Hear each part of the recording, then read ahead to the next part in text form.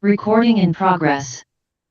Hello and good evening to everybody. This is the fifth episode of ENDOVISION, a webinar series on complex, unusual, and interesting case scenarios in endoscopy. So today is Yuva Day. The schedule of ENDOVISION is slightly changed when we have 12 Yuva endoscopists who are already shining stars in the field of endoscopy, talk on various subjects. And first and foremost, I would like to invite Dr. Bhaskar Palsar, our visionary leader, whose idea was ENDOVISION and which is taking shape over these 8 webinars. So, Sir needs no introduction. Sir is a senior consultant gynecology of Apollo Multispeciality Hospital. Sir is the chair of the endoscopy committee of SAFOC, chaired AICC RCOG from 21 to 23. Sir has been president of IAGE 22 to 23. He has been the FOXY representative to SAFOC from the year 21 to 23. Sir was the chair of the organizing committee of AICOG 2023 Kolkata. Sir has been the past president of the Bengal Obs and Gynecology Society, the Vice President, Foxy 2017. Partially, that's enough. That is enough. That is enough. Thank you very much. Good evening, everyone. I welcome you all to this episode of ENDOVISION. And I think today is an unusually satisfying day for me because this is a day which is dedicated to the UVA endoscopists. And these are UVA endoscopists. They're not UVA in terms of their skill, they're UVA in terms of their age.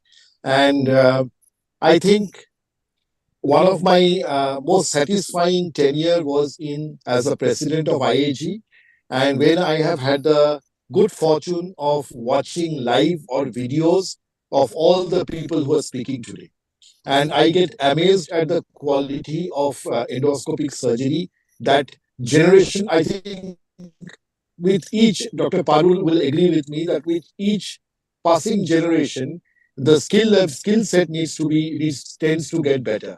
And as I keep saying that it is like video games, your children will always be better at it than you are. And I so that is why I think this is very special.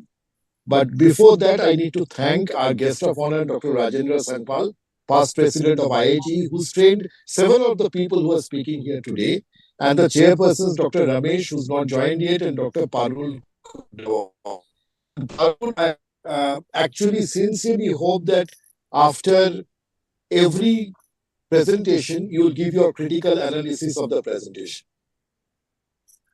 On behalf of our team, we run this series of webinars, which are focused webinars. We run endoscopy, we run fetal medicine, also run and gynae, and we run a reproductive endocrinology. It is easy to dream of something and visualize something, but you cannot execute that unless you have a great team backing you. And I'm actually grateful to Dr. Ashish Kalyan, Dr. Subhash Malia, my co-conveners, Dr. Amok Chimote, Dr. Aditi Tandon, Dr. Paushali Sanyal, and Dr. Prerna Kesan, who are the national coordinators. And also thank our academic partners, Alembic Pharmaceuticals, and our platform partners, Conference International, for providing the platform. So the brief given to the speakers today is show a focus in 12 minutes. And we have Dr. Aditi Tandon, Dr. Amok Chimote, Dr. George Paul, Dr. Latika Chola, Dr. Nainika Gaur, Dr. Atisha Jain, Dr. Rohan Krishna Kumar, Dr. Santwan Mehta, Dr. Smith Patel, Dr. Joseph, and Dr. Yashundev Deka. It was very difficult to choose 12 people. Means I could have easily taken 24. But sometimes you have to make compromises because you have limited time. And I'm sure that all these people are already shining stars, as Poshali said, and all of them have a very, very bright future ahead. And I would enjoy today's session, and I hope you enjoy it as much. And I think endoscopy is a process which requires training and judgment. But today is a day where we can see, and we might not agree with everything that we see, but this is all part of our learning curve. We learn lifelong, and let us admire the skills and let's have a fruitful day today. Thank you very much, and over to you, Poshal.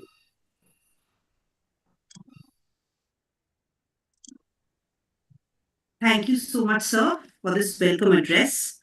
So our guest of honor today is none other than Dr. Rajendra Sampal sir himself. May I have his CV? So, sir is the gynecological endoscopic surgeon of Dr. Sampal's Advanced Gynecological Endoscopy Hospital or the Sage Hospital, Mumbai, India. Sir is the vice president of the Mumbai Obs and Gynae Society, president of the Indian Association of Gynecological Endoscopy from the year 2015 to 2017, and sir is an honorary member of the European Society for Gynecological Endoscopy or the ESGE. We welcome you, sir, and we will be honored to have your opening remarks as the guest of honor. Thank you. Before Rajendra starts, here is one person who I know for over 30 years, and a man with a heart of gold and a very, very pleasant personality. I think it is one of the first very humble endoscopic surgeons that you would come across, and a master in suturing, and he's trained a whole generation of endoscopists. It's a pleasure to have you here, Rajendra. Thank you, Bhaskar, for those kind words. Thank you, Dr. Paushali, for introducing me. And it's my privilege and proud privilege to be here as a guest of honor for a subject which I love the most, and it's my passion. And I have seen a change for the betterment of women's health, and I have seen people who were operating before me and after me. And there is a drastic change in the skills, as Dr. Bhaskar already mentioned, skills in the operative, in everybody's hand, which I have seen it continuously. Uh, and I have witnessed those changes in recent times. The newer generation of endoscopic, they have reached every corner of the pelvis, I would say. Earlier, we had limitations in doing our conventional laparoscopic surgeries, such as laparoscopic myomectomies, hysterectomies, ovarian cystectomies, and these are our hysteroscopic surgeries and cannulation, septum resection. Those were the common surgeries which we were doing. And even in fact, I promoted these surgeries at the time when I was the president of Indian Association of Gynecological Endoscopy.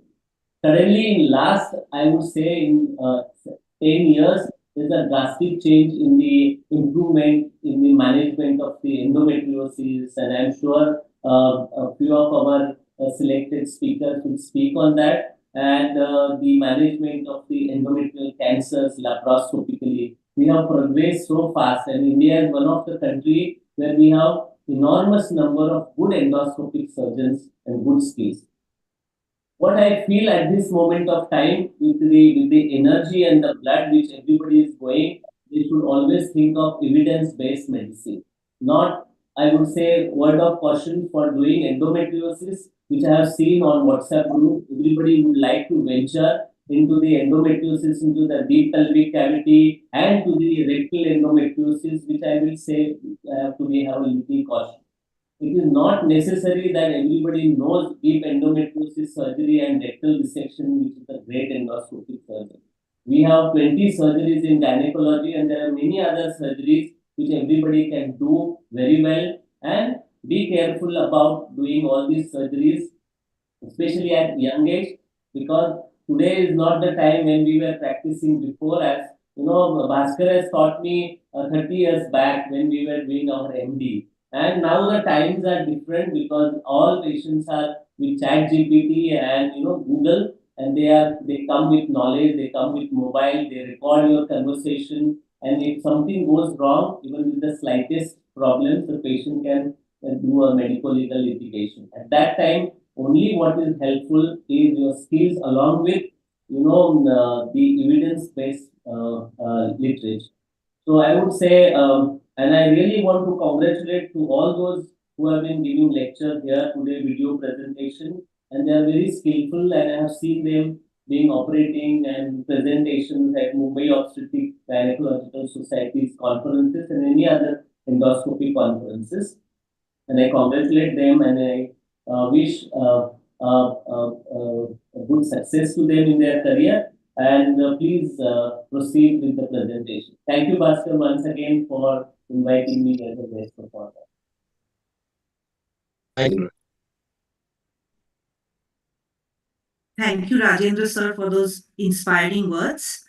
So we have 12 speakers today who will be presenting their video and lecture demonstrations. And to chair this session, we have two very eminent stalwarts in the field of endoscopy, Dr. B. Ramesh sir and Dr. Parul Kotrawala sir. May I have their CVs, please? Dr. B. Ramesh sir has not yet joined, but sir, everyone knows sir. Sir is the medical director and chief laparoscopic surgeon of Altius Hospital Private Limited, Bangalore, India. Sir has various accolades and awards to his credit. Sir has been the pioneer in gynecological and laparoscopic surgery in India with significant presence in clinical and academic circles all over the world. And sir has been a speaker and orator in various major national and international conference and workshops. And he has emerged as one of the first gynecologists to use 3D laparoscopic surgeries in India. So we'll be joining soon. Our second chairperson today evening is none other than Dr. Parul Kotrawala sir. Sir is another eminent surgeon and consultant gynecologist, professor and head of the Department of OB-GYN, Institute of Medical Sciences at Ahmedabad. And he's the surgeon at Kotrawala Women's Clinic in Ellisbridge, Ahmedabad, and sir is a senior consultant associated with Zydus Hospital, Ahmedabad. Sir has been a chairman of ICOG, vice president of ISOPAR from 2021 to 22. Sir is the chairman of the education committee of SAFOG. Sir is the Indian coordinator of the NESA, or the New European Surgical Academy, Indian coordinator of the IAS, or the International Adhesion Society. Sir has been the vice president of the FOXC in the year 2006, president of SAGOG of 2009, president of AOGS 2007 to 2008, and chairperson of the scientific committee AICOG Ahmedabad 2017. Sir has joined. We welcome you, sir. And I would like to hand over the proceedings to you. If you could please introduce the speakers and take us through the session. Thank you, sir. Thank you, Paushali. Let me be honest on one thing. It is indeed a subject of my heart, and endoscopy I have been performing since last, you can call it 30 years. I was given an impression that I'll be here with you for a short period of time. Paushali, if you remember. I have a meeting of our ICOG annual conference at 7:30. So please excuse me if I leave midway, okay? Because just now I realized that I have to chair the session till the end. It is indeed what Rajendra was talking about, that youngsters learn endoscopy fast. But Rajendra, this is truth all around. Surgery, all youngsters go beyond their masters, because the mistakes or learning of their masters is passed on to them, so they benefit from that. But with computers, endoscopy is picked up by youngsters much faster. That is true. And there is a big difference, because all seniors have always tended to do surgery with faculty of touch. They touch the tissue and they get the feel of the tissue. This is deprived of in endoscopy. So you are touching the tissue through your instrument. And this is more so with robot, where even that touch faculty is gone. You can't feel the tissue at all. No tugs, nothing. So one has to learn and adapt to new things. And it is always tougher to adapt to new things rather than learning new things right away. And I can see all the young people there, and they have developed the skills. I would just go give a word of caution that decision making is very important rather than jumping onto cases right and left, because that is what I have been observing. And one positive aspect of endoscopy is that you can watch videos of others. Videos are by default, whereas in open surgery you had to plan a videography and the person had to be capable of picking up what you want to show. Whereas in endoscopy, it is reflex. By reflex, you are recording. But that also brings in an element of show off. I would like to show off my videos. It is like your picture on Facebook. Everybody puts up their best on Facebook. Similarly, here also, everybody puts up their best in video show, but in reality, what is happening would be quite different. So evidence base is a must, and leave alone legal aspect that is important for our safety. But think of patient's benefit first. And whenever you are doing whatever, look at it that does it benefit your patient? That should be your prime motive. And then, yes, go ahead and do the best for your patient. And let us start off with the videos. Who is the first? Paushali? The Dr. Aditi Tandon is the first speaker. So would you like me to read out their CVs? Or would that be better, sir? It's okay if you read it. Yes. Aditi is there already. Okay. Yes. What So is Dr. she Aditi showing Tandon? on? Hmm. The deep infiltrating endometriosis of uterosacral ligament. Okay. So So Aditi, Dr. maybe Aditi you can Tandon? yourself introduce. Yes, sir. So I'm based in Mumbai. I'm a laparoscopic surgeon and IVF specialist, practicing in Mumbai. Um, yeah, and it's an absolute honor to have stalwarts like Dr. Rajendra Sangpal and Dr. Parul Kotrawala sir amongst us, and I extend a thank you for the opportunity to Dr. Bhaskar Pal sir too for giving us the opportunity to present today. And for all the encouragement to all of us, juniors and youngsters that are wanting to learn and practice endoscopy. Shall I share my screen? Please do that. And one thing I have always noted in endoscopy that any video beyond 6 to 8 minutes becomes a bore. Okay, so edit your videos well or have 2 or 3 surgeries rather than one going on for 10-15 minutes. Okay, please go ahead. Yes, sir. Is my screen visible? Yes. Is it in German? Diuterosacral? Yeah, it's a deep infiltrating endometriosis uterosacral.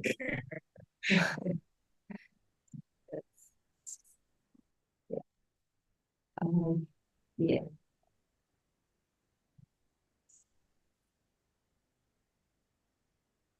A big thank you to Bhaskar Pal sir for the opportunity. And at the outset, I would also like to extend seeking all of your support for voting for Dr. Bhaskar Pal sir for the Foxy presidential election. Best wishes to you, sir. Deep infiltrating endometriosis is defined as an endometriotic lesion that infiltrates the peritoneum and penetrates into the retroperitoneal space or the wall of the pelvic organ to a depth of at least 5 mm. We see it in almost 15 to 30% of patients with endometriosis, and incidentally, the most commonest location involved is the uterosacral ligament. We know that these women present with chronic pelvic pain and deep dyspareunia. We also know that there is a delay in the onset. There's a delay of diagnosis from the onset of the first symptom till the final diagnosis of endometriosis. And this is purely because women don't come out and say that they are experiencing all of this pain. Their symptoms are often disregarded, and also diagnosis imaging is not very straightforward. Of course, transvaginal sonography is the first imaging modality because of its accessibility and low cost, but sensitivity for diagnosing uterosacral ligament endometriosis particularly is low. This is because because of the small space of the posterior pelvic compartment and its complex structure, and it is also operator dependent and poor penetration in some areas. The diagnosis of deep infiltrating endometriosis is by definitely physical examination, particularly during the periods of the woman, imaging with ultrasound and MRI, and of course, confirmation by laparoscopy, which also gives us the histological confirmation with the biopsy. But the disease extension assessment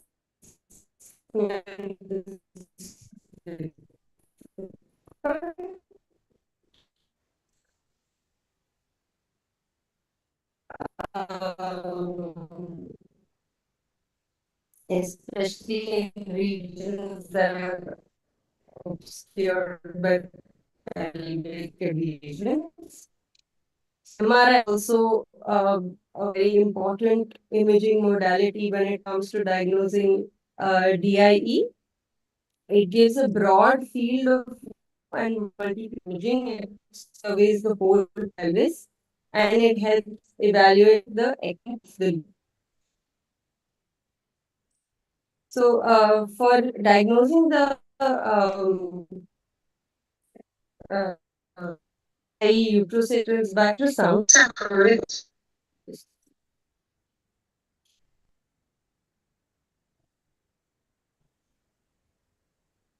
I can't hear Aditi.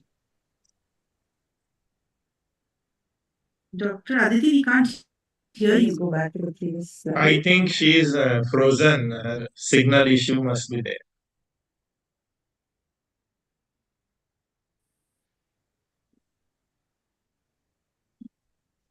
So Yes. this is how to say. Repeat the pre-presented Is it steps. visible? Start from mid. Aditi, I think you've got a connection issue, so please switch off your video. Okay. Please switch off your video, it might get better. Can I be heard now? Yes, you are Yeah. heard now. Okay. I think it was because I was trying to explain the video which had an audio, so I just played with the audio itself, the previous video. Sacral ligament is considered to be affected by deep infiltrating endometriosis when a hypoechoic thickening with regular or irregular margins is seen within the hyperechoic stripe.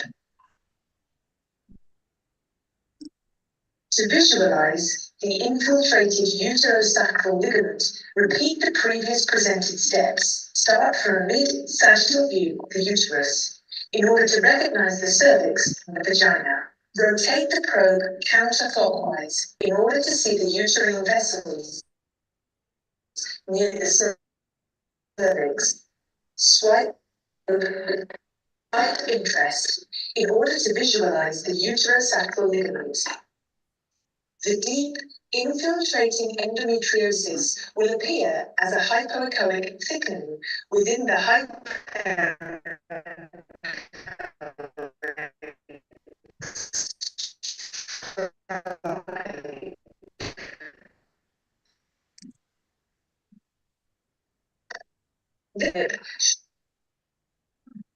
Am I audible now? You are audible, but your video sound is not clear. See what I can do.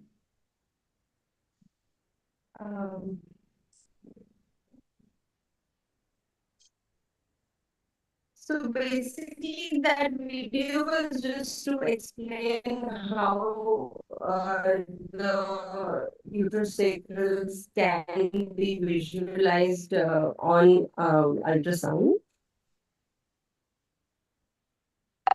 And these are images on MRI. This particular image shows thickening of bilateral uterosacral ligaments on MRI imaging.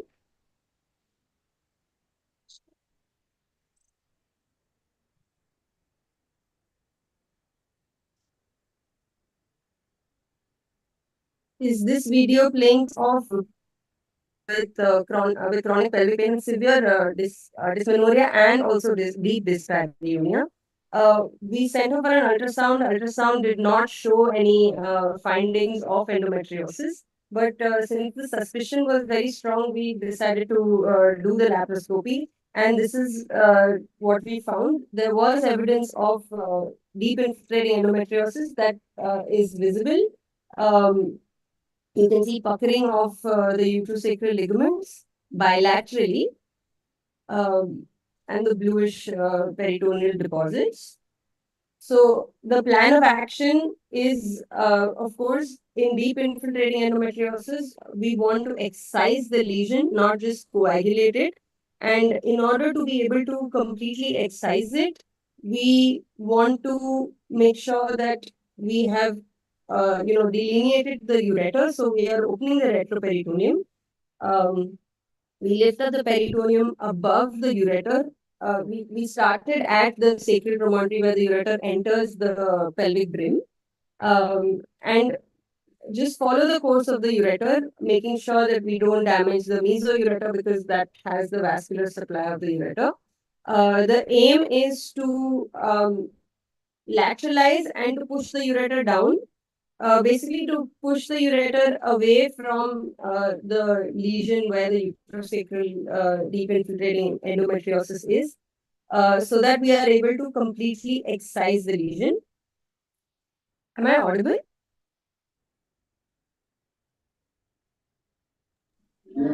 Yes, you're audible. Yes. Yeah.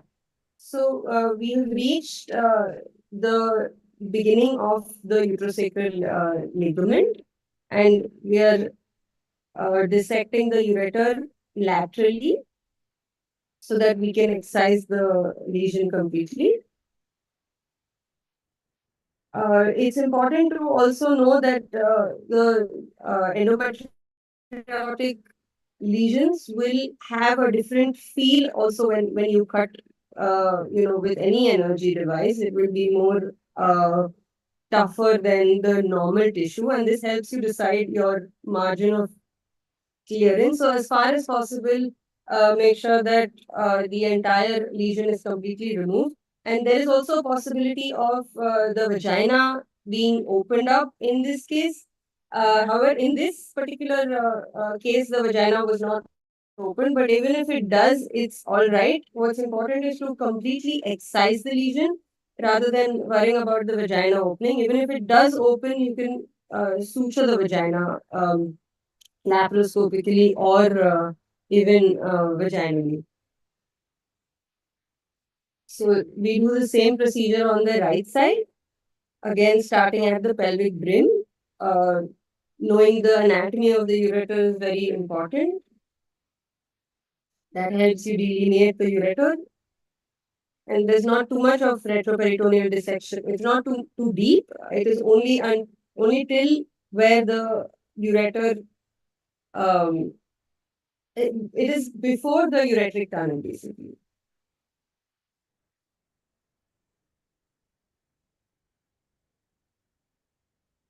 Sometimes if the lesion is deep, involving the vagina, it can even be seen via vaginoscopy.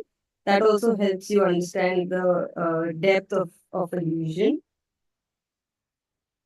So here we are excising the lesion on both sides, on the right and the left uterosacral ligament, and also the retrocervical region.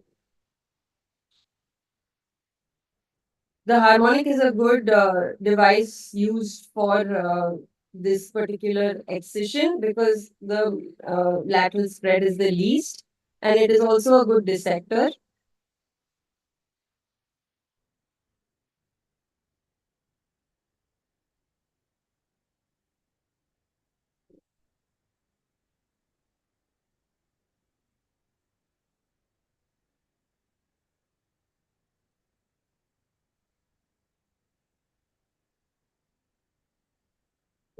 So my take-home message is basically suspect deep infiltrating endometriosis if you have to diagnose it correctly. The eyes cannot see what the mind does not know. You also need to diagnose it and also know its extent by the correct imaging so that you don't have any surprises during your surgery.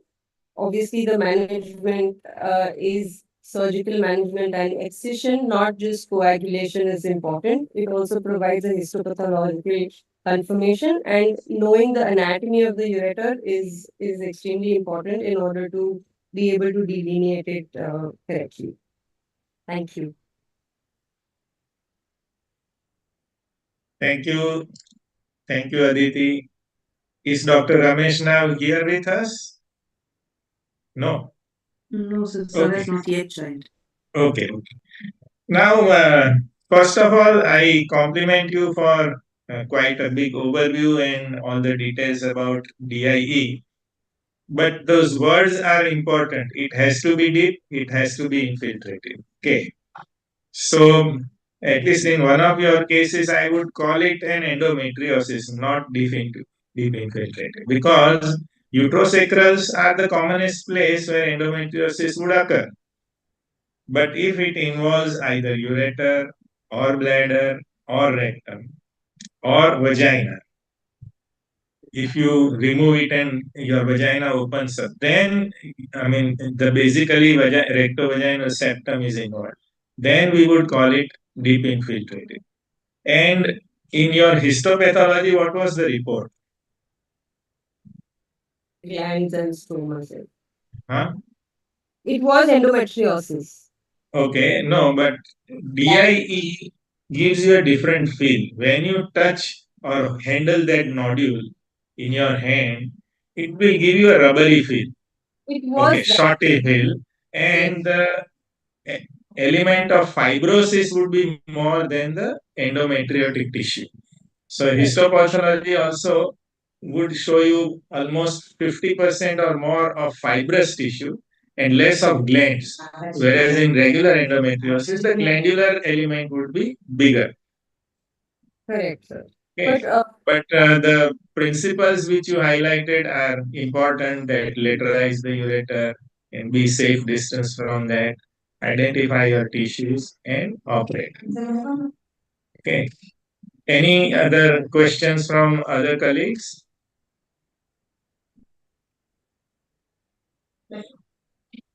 None? Okay. Then we will move on to the next presentation. So the next speaker is Dr. Amok Chimote, and his topic today is Beyond the Norm, Unveiling Intriguing Frontiers in Hysteroscopy.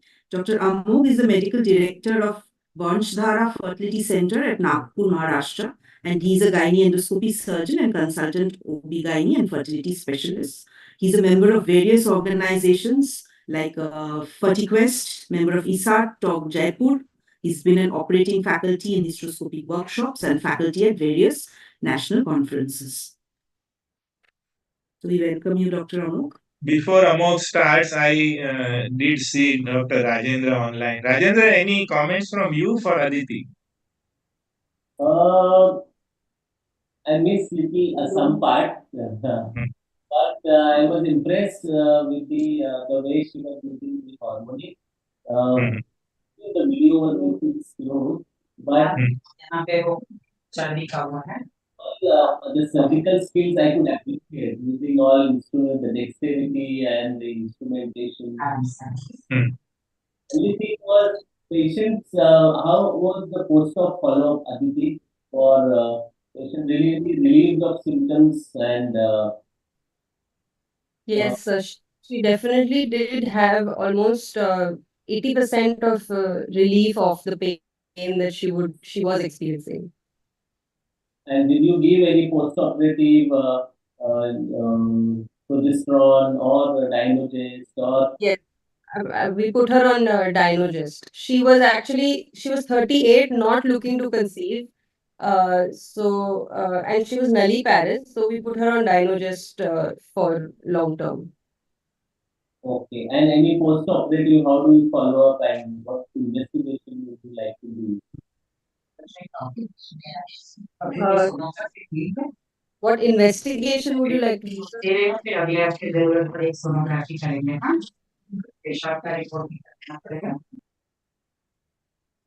So, post-operative follow-up is basically we start fluids after 6 hours, and we start. Long-term post-op. Sorry, sir? Long-term post-operative follow-up for symptoms, what do you do? So we can also do an ultrasound and a repeat MRI maybe after a year or two. But right as of now, the patient has still not yet complained of that severe pain that she was experiencing. So we haven't yet followed her up with an ultrasound or an MRI. Thank you. It was a really good presentation. Thank you, sir.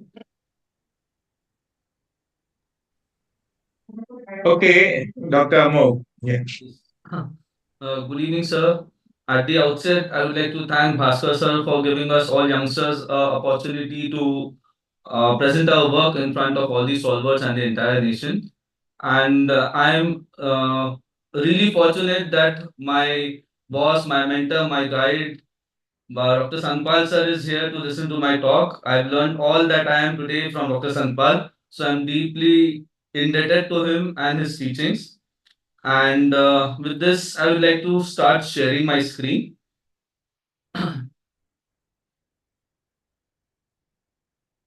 Right. So I'll be talking about the hysteroscopic aspect today. And before I start, I request everyone to please nominate Dr. Bhaskar sir for the President Foxy for the upcoming elections. And we wish all the best to sir. And we are working for you, sir. So all the best once again. So, hysteroscopy has been traditionally used mostly in gynecologic cases